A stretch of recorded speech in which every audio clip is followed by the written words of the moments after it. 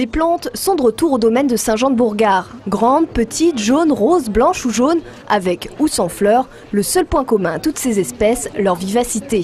Chacune de ces plantes vit plusieurs années, garde ou non ses feuilles à l'hiver et refleurit au printemps. Certaines espèces sont assez difficiles à trouver en dehors de ce rendez-vous, comme cette petite fleur. C'est une nouvelle variété de mélisse.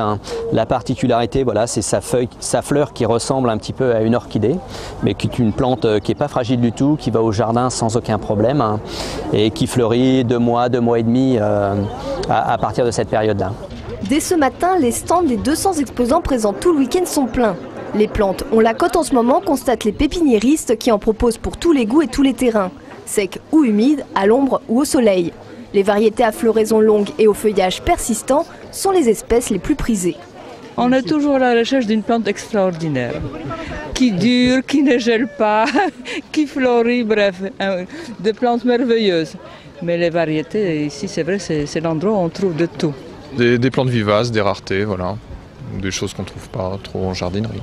Choisir des plantes, un petit peu au hasard, et puis quelques plantes que j'espère trouver.